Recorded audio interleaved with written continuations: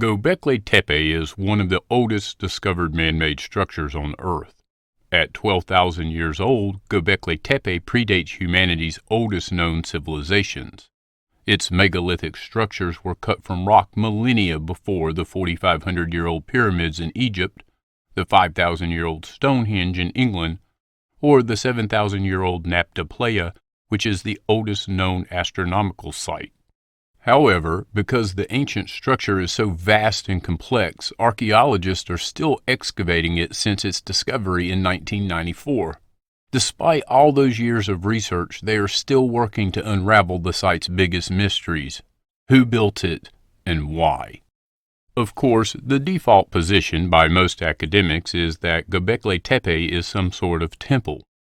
This seems to be the fallback position any time a structure cannot be explained in academia's current historical paradigm.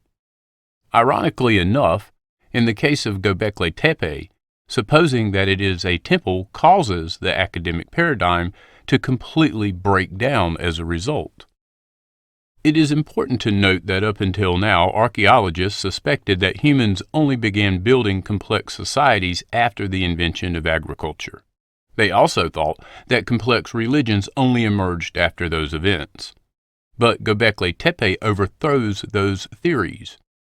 The site sits in the core of the Fertile Crescent, a region of the Middle East historically considered the birthplace of farming, writing, and more. Yet, Gobekli Tepe was a pre-agricultural society. It was built before people in the region started farming. In contrast to the idea that it was a temple, some researchers and scientists have speculated that Gobekli Tepe was actually an astronomical observatory.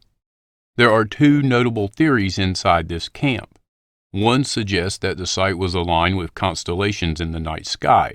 Another claims that carvings at Gobekli Tepe record a comet impact that hit Earth at the end of the last ice age.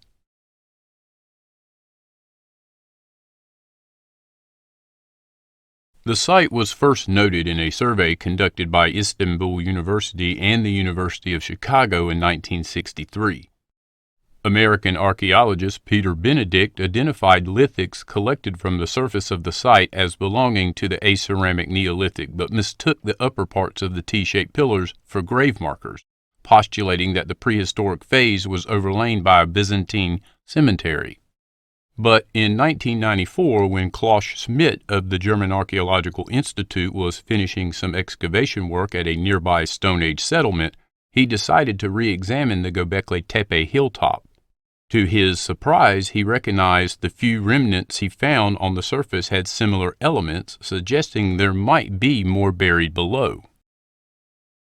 All that dirt hides dozens of structures spread across an area some 1,000 feet wide and 50 feet tall.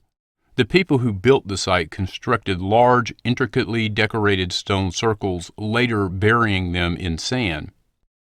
The discovery sent shockwaves through the archaeological community because Gobekli Tepe could not have been built by farmers. Farming did not really exist at that point. But with no domesticated pack animals or metal tools to lighten the load, Gobekli Tepe would have had to have been built using rudimentary instruments and human hands. Still, there is not any evidence suggesting people actually lived at Gobekli Tepe. There were no burials and no apparent homes. So, to better understand who the site's visitors were, scientists were forced to look to the nearby countryside. When they did, they found signs that for centuries before Gobekli Tepe appeared, Stone Age hunter-gatherers in the region seemed to be building small permanent settlements where they lived communally, sharing their foraged resources. If that is confirmed, then such sharing might have helped spawn the creation of society. But even then, why did hunter-gatherers from these surrounding communities seemingly work together in large numbers to build Gobekli Tepe? The answer to that question remains one of the biggest remaining mysteries.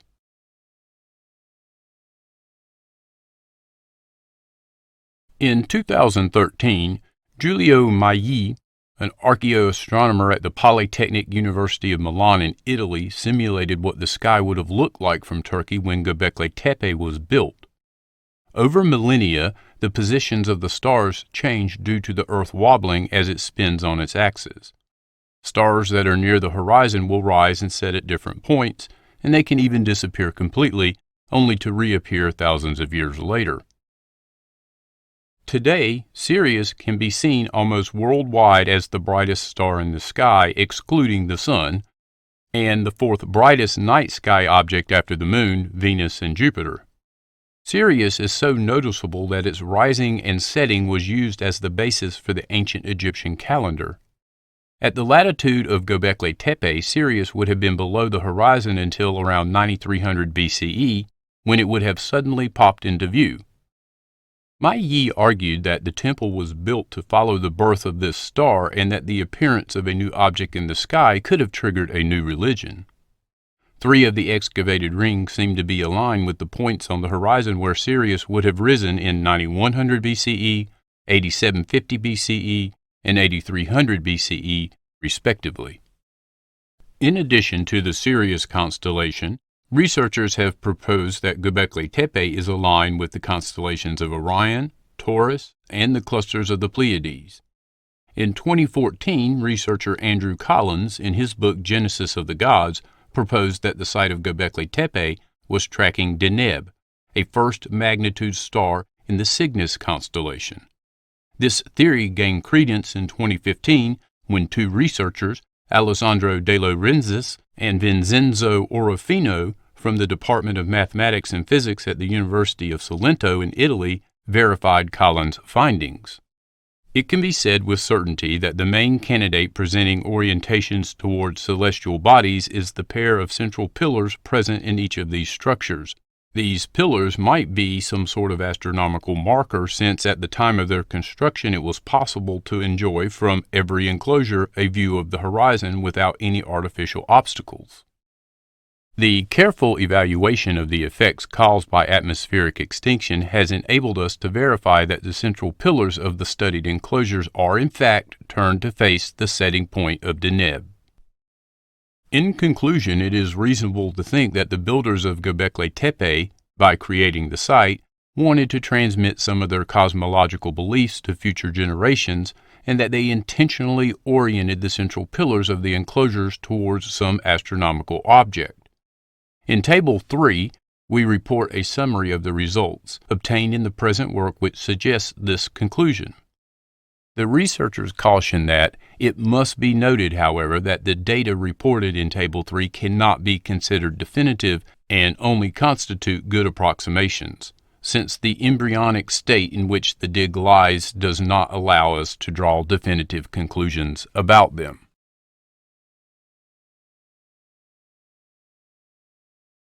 Most of the pillars inside the enclosures feature ornate carvings of animals like snakes, foxes, wild boars, birds, and other animals. Although many of the pillars focus on just a single animal, other carvings combine their art into a more complex motif. Gobekli Tepe's Pillar 43 is the most prominent of these. This pillar appears to feature a large vulture, other birds, a scorpion, and additional abstract symbols. The carvings are masterful reliefs repeated many times over, implying the work of trained craftsmen who not only knew what the animals were supposed to look like, but also had the technical ability to recreate them. In 2017, a pair of chemical engineers made global headlines when they claimed that they were able to connect animal carvings on Gobekli Tepe's pillars to the positions of various groups of stars in Earth's sky many millennia ago.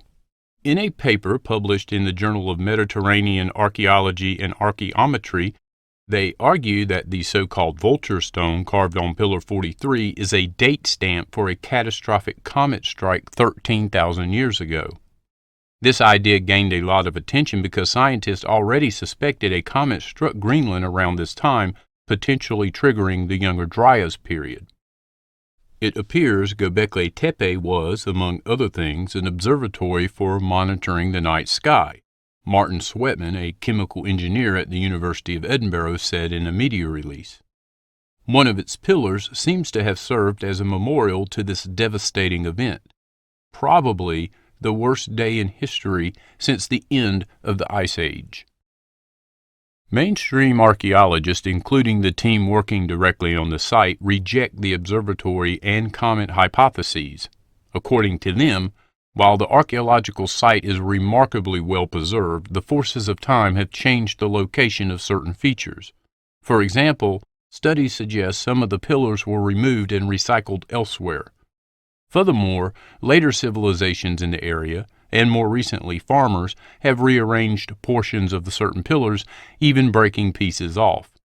The researchers have since tried their best to restore Gobekli Tepe's pillars to their original locations, but the initial layout at the site's stunning round buildings remains up for debate. That makes it impossible at the moment for archaeologists to know whether Gobekli Tepe had any astronomical significance at all. Nevertheless, they seem to categorically reject the observatory hypotheses in favor of the temple hypothesis, which also destroys their heretofore historical paradigm. Go figure.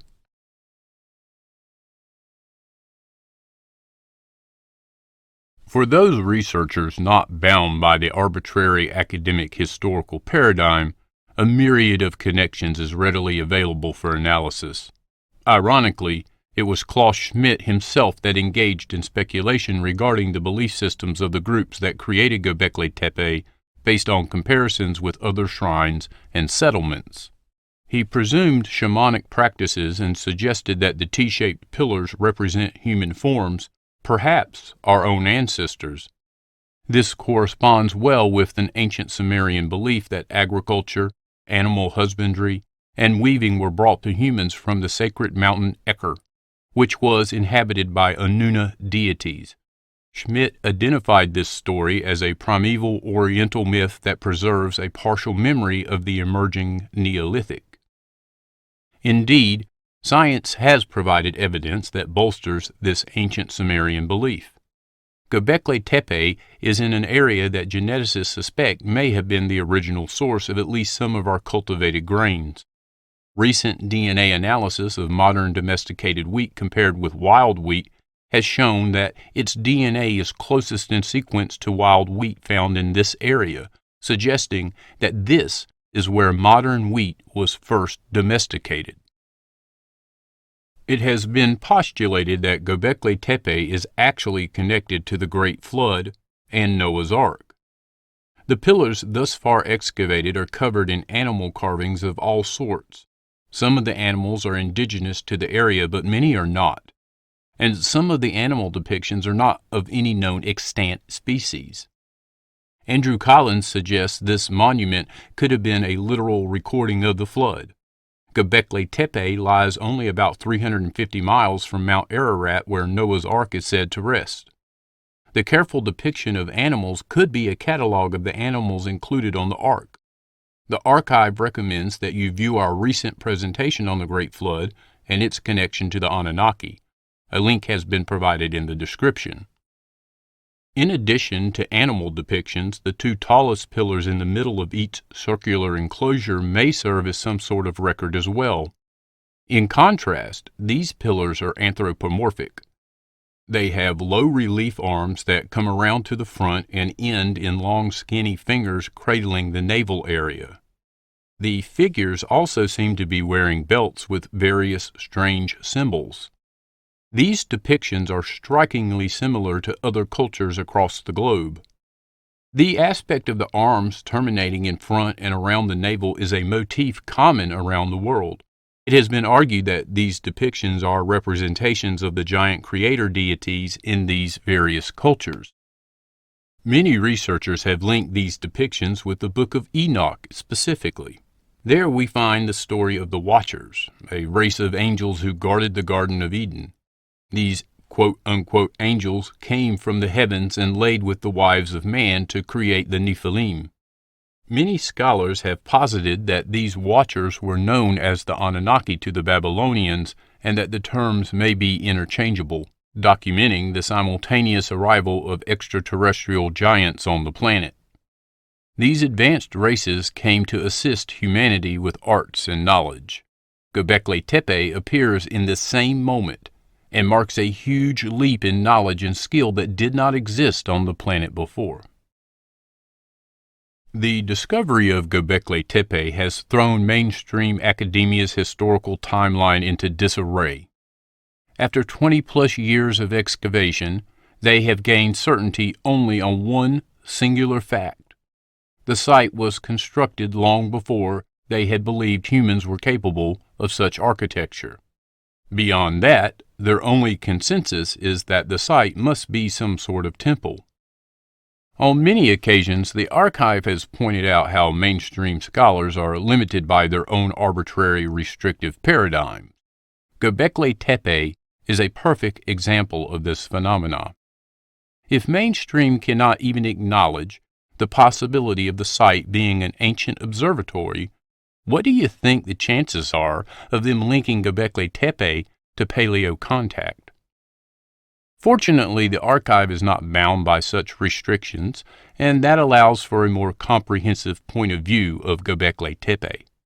In our opinion, the site could be the location marker of either the embarkation or disembarkation of the biblical Noah's Ark. Of course, as we have previously outlined, the biblical Ark story is in fact a retelling of a much older Sumerian account that details the role of the Anunnaki in ancient Earth history. We also believe that Gobekli Tepe could have served more than one purpose. In addition to it being a monument commemorating the Great Flood, it could have served as an observatory tracking the precession of various star clusters and constellations possibly associated with the Anunnaki. What the archive does not believe is that Gobekli Tepe was an ordinary temple built by ancient man to worship animals.